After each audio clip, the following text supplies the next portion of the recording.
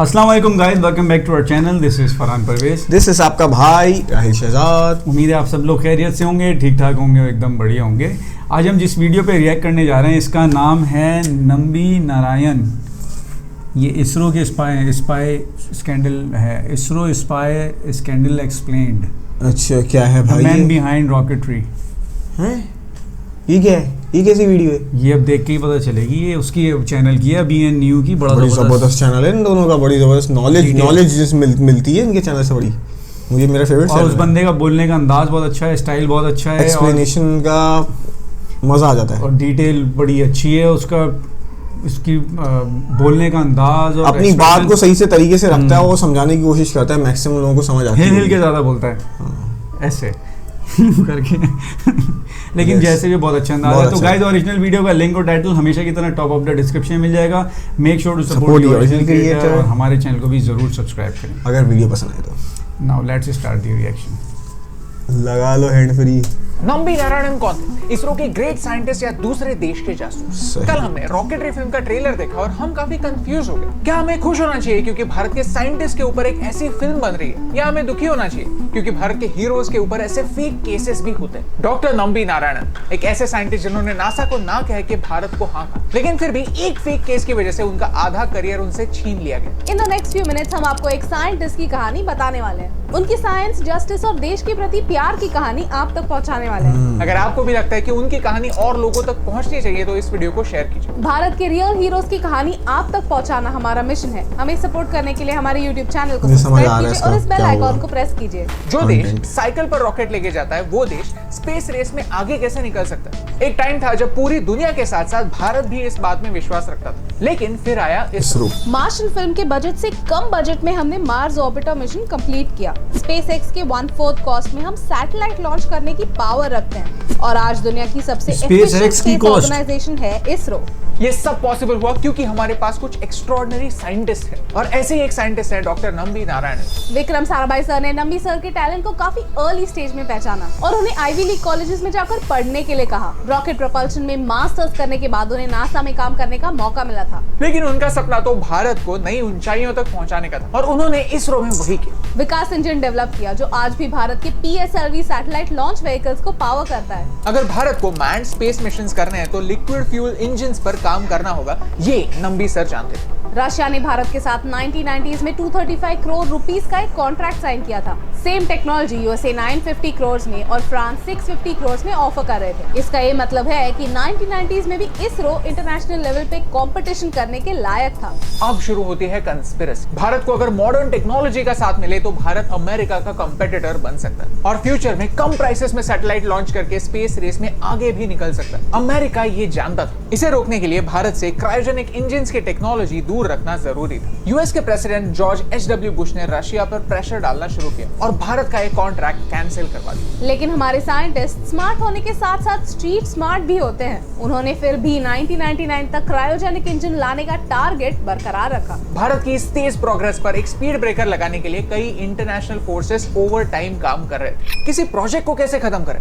उस प्रोजेक्ट के लीडर का कैरेक्टर खत्म करके। अक्टूबर 1994 में तिरुवनंतपुरम में मालदीव्स की एक लेडी को अरेस्ट किया गया जिनका नाम था Mariam Rasheeda. Drawings of ISRO's rocket engines were found with this lady. माना गया कि उनका ये ड्राइंग्स हमारे पाकिस्तानी दोस्तों को बेचने का प्लान था। उस समय नंबी सर इसरो के क्रायोजेनिक प्रोजेक्ट के हेड थे और अगले ही महीने नंबी सर को अरेस्ट किया गया। 50 दिनों के लिए नंबी सर को जेल में रखा गया, उन्हें इंटेरोगेट किया गया और टॉर्चर किया। कहा गया कि आप सारा ब्लेम इसरो के टॉप साइंटिस्ट पर शिफ्ट कर दो, लेकिन नंबी सर ने साफ इनकार कर दिया। उस समय बिना किसी प्रूफ के नंबी सर के अगेंस्ट न्यूज़पेपर्स में आर्टिकल्स छपने लगे। कहा गया कि कुछ पैसों के लिए उन्होंने हमारे सीक्रेट्स पाकिस्तान को बेच दिए और लोगों ने ये मान भी लिया। शायद उन्होंने कॉमन सेंस गिरवी रख दिया था और ऐसे ही एक हीरो को रातों रात विलेन बना दिया गया। नंबी सर कहते हैं, मैं ऐसी टेक्नोलॉजी कैसे बेच सकता हूँ जो उस समय एग्जिस्ट ही नहीं करती थी।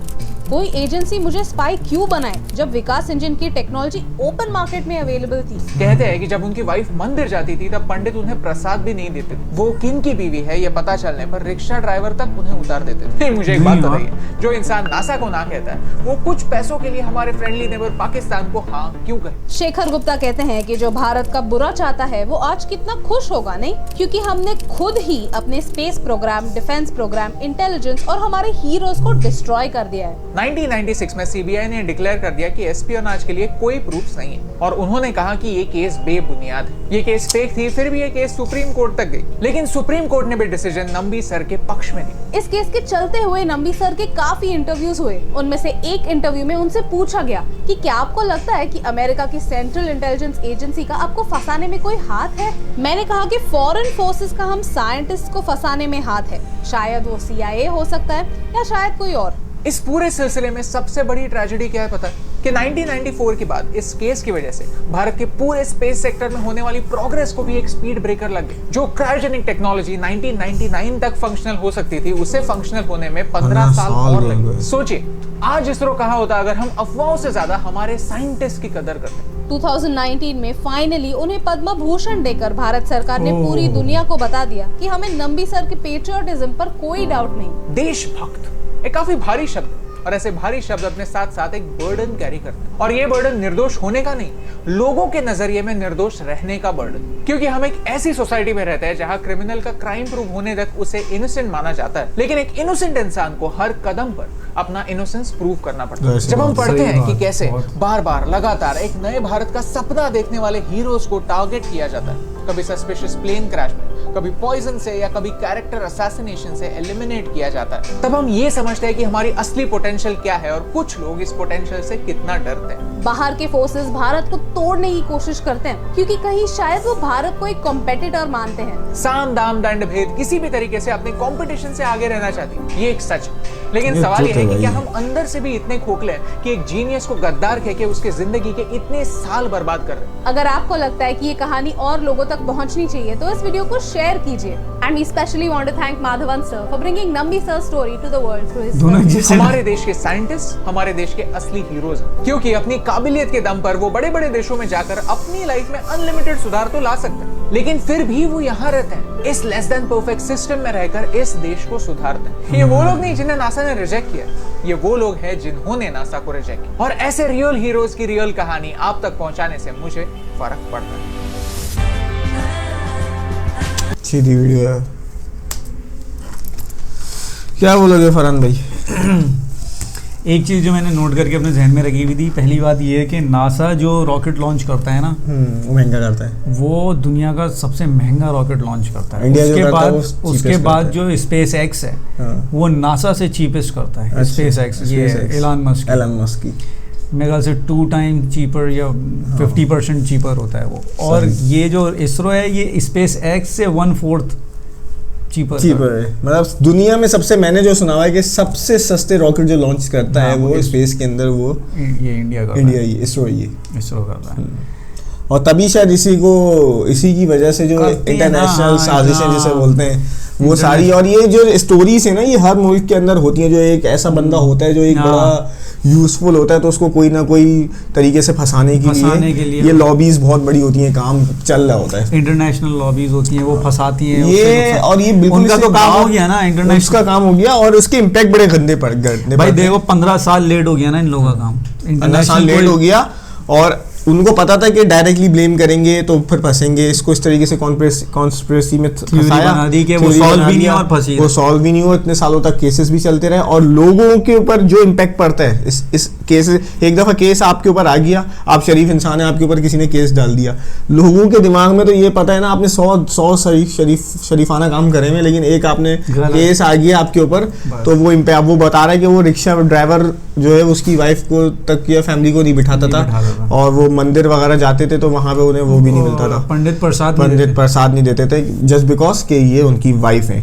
ये नहीं पता कि इन्होंने पास्ट में कितने इनके हस्बैंड ने वो करा हुआ है, सर्व करा हुआ है अपनी नेशन के लिए। नासा को छोड़ के वो आए इसरो में। तो ये लोगों को जरा सा हमारी, और मैं बोलता हूँ कि पाकिस्तान में भी ऐसी है यार मेंटेलिटी, बहुत मेंटेलिटी है कि मतलब यार वो बंदा फिर ब्लैक लिस्टेड समझो हो जाता है माइंड का, और वो इतनी बड़ी कोई सेक्रीफाइस करके आया उसके साथ, ये उसके साथ फिर वो उसके बाद क्या बीतती होगी, कितने सालों बाद उनको उसका रिवॉर्ड मिला, वो पद्मावती। ये अच्छी बात है, ये एंड में अच्छा लगा कि वो एक गवर्नमेंट ने उनको इनिशिएटिव दिया कि भाई ये आपको हम एक्सेप्ट, जब उन्होंने कर दिया सुप्रीम कोर्ट ने डिक्लेयर कर दिया कि नहीं यार ये इनोसेंट है, तो कोई प्रूफ नहीं मिला। ये अच्छा है कि यार हम फिर, अब वही बात हुई ना कि इतनी देर बाद ऑन करा जाके अपने बंदे को, इतनी टाइम बाद, पहले ही अगर वो उसको काम करने देते और उसको नहीं स्टॉप करते, 5 महीने जेल में भी रखा, टॉर्चर भी करा, इंटेरोगेट करा, पता नहीं क्या क्या करा, वो बता रहा है वीडियो के अंदर। तो we should learn something from these types of things. हर मुल्क में होती है ये कहानियाँ। तो गाइज वीडियो अच्छी थी, नो डाउट। हमें इनके बारे में नहीं पता था, इसरो को हम जब पता चल गया, लेकिन ये नंबी नारायण को हमने आज जाना है, इनकी खिदमत को जाना अच्छा लगा सुन के। ये नीचे जो वीडियोस आ रही हैं हमारी प्रीवियस वीडियोस हैं, इनको ज़रूर देखिएगा, इसको प्रेस करके चैनल को भी ज़रूर सब्सक्राइब करें। और जिन वीडियोस को आप चाहते हैं कि पे हम जिन वीडियोस पे आप चाहते हैं कि हम रिएक्ट करें, हमें फेसबुक पेज पे उसका लिंक और टाइटल ज़रूर प्रोवाइड करें। मिलते हैं आपसे नेक्स्ट वीडियो में, तब तक के लिए अल्लाह हाफ़िज़।